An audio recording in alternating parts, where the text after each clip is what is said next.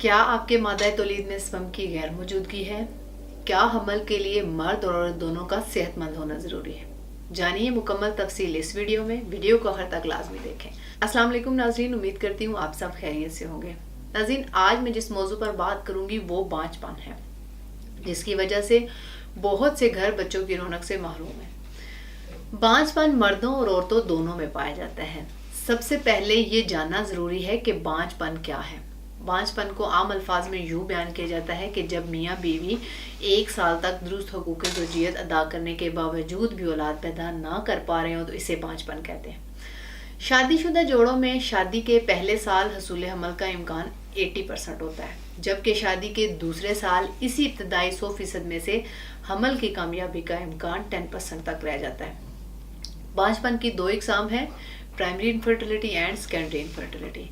Primary infertility میں وہ شادی شدہ جوڑے آتے ہیں جو ابھی تک اولاد جیسی نعمت سے محروم ہیں، یعنی جن کے ہاں حمل قرار نہ پایا ہو اور کوئی اولاد نہ ہو۔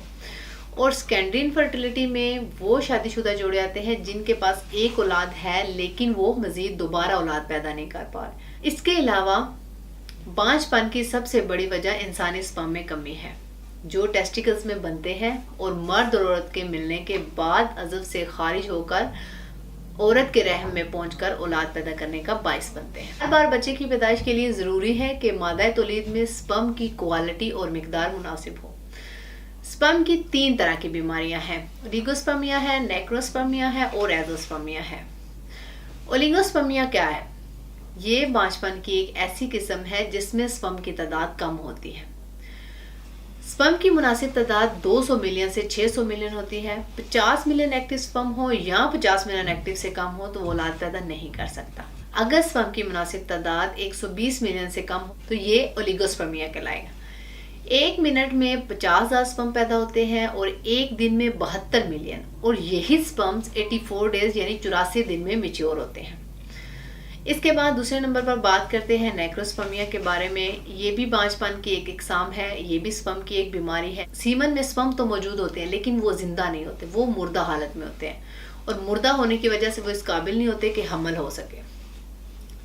تیسرے نمبر پر بات کرتے ہیں ایزوسپرمیا کے بارے میں۔ ایزوسپرمیا کا مطلب یہ ہے کہ سیمن میں سپرم کی بالکل غیر موجودگی، یعنی کہ اس بیماری میں سپرم بالکل پیدا ہی نہیں ہوتے، اور اس کا سب سے بڑا سبب جو ہے وہ انفیکشن ہے۔ ایزوسپرمیا کی مزید 2 اقسام بھی ہیں جن میں آبسٹرکٹیو ایزوسپرمیا ہے اور نان آبسٹرکٹیو ہے۔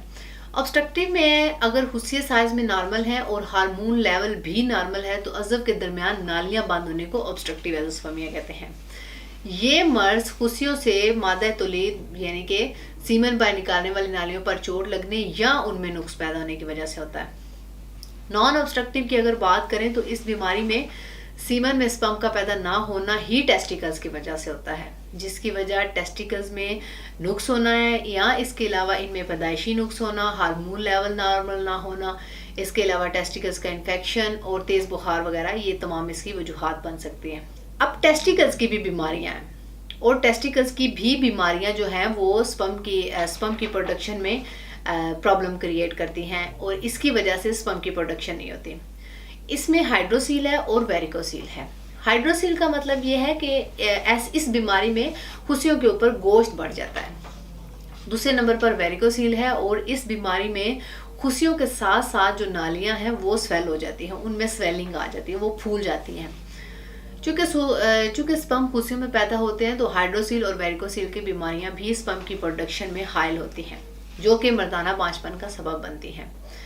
ان امراض کے خاتمے کے لیے تاثیر دواخانہ اینڈ تاثیر ہربل فارما پرائیویٹ لمیٹڈ کے ماہرین نے سالہ سال کی ریسرچ کے بعد ان تمام بیماریوں اور ان کی وجوہات کو مد نظر رکھتے ہوئے مختلف مرکبات اور جڑی بوٹیوں کی آمیزش سے ایک نسخہ ترتیب دیا ہے جس کا نام تاثیر سپرموجن کمبائنڈ سپرم گرو کورس ہے۔ یہ دوا شعبہ ریسرچ نے دیسی جڑی بوٹیوں کی آمیزش کے ساتھ طب اسلامی کے عین اصولوں کے مطابق تیار کی ہے۔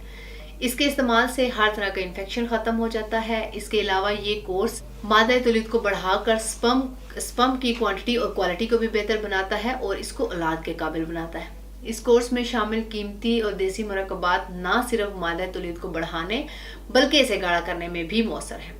اس کے استعمال سے ओलिगोस्पर्मिया, एज़ोस्पर्मिया और नेक्रोस्पर्मिया जैसी बीमारियों से मुकम्मल तौर पर निजात मिलती है। ये जरसूमा हयात में होने वाली तब्दीलियों के अफसाइशी हार्मोन HGH के स्पर्म की सतह में भी इजाफा करता है। जिन बेऔलाद अफराद के स्पर्म कम है तो उनके स्पर्म्स को नॉर्मल हालत में लाता है। इसके अलावा ये कोर्स किरम मनी की कमज़ोरी और इसके कुदरती तनासब को दुरुस्त करके इसके कौम को भी ठीक करता है। और साथ ही साथ ये कोर्स हुसियों यानी टेस्टिकल्स के मसाइल, वो जो टेस्टिकल्स की बीमारियां हैं जैसे कि हाइड्रोसील है, वेरिकोसील है, ये उनको भी ख़त्म करता है और इन्हें दोबारा ये मसला नहीं होता। ये कोर्स स्पर्म की अफसाइश को मुश्किल बुनियादों पर बहाल करता है। अज़दवाजी ज़िंदगी की सदाबहार खुशियाँ समेटने के लिए ये कोर्स एक नायाब और कुदरती तोहफा है। ये कोर्स सीमन में मौजूद पस सेल को ख़त्म करता है, दोबारा होने से रोकता है, यानी कि उसके इन्फेक्शन को ये ख़त्म करता है।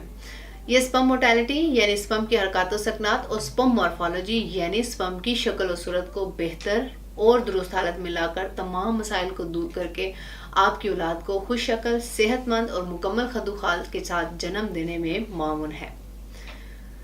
नाज़रीन, अगर आप भी स्पर्म की कमी का शिकार हैं या मर्दाना बांझपन का शिकार हैं तो आज ही तासीर दवाखाना तशरीफ़ लाएं और तासीर स्पर्मोजिन कंबाइंड स्पर्म ग्रो कोर्स का इस्तेमाल करें।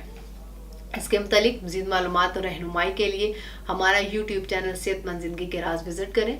अगले प्रोग्राम में एक नए मौजू के साथ दोबारा आपके सामने हाजिर होंगी। तब तक के लिए मुझे इजाज़त दीजिए। अपना ख्याल रखिए। अल्लाह हाफ़िज़।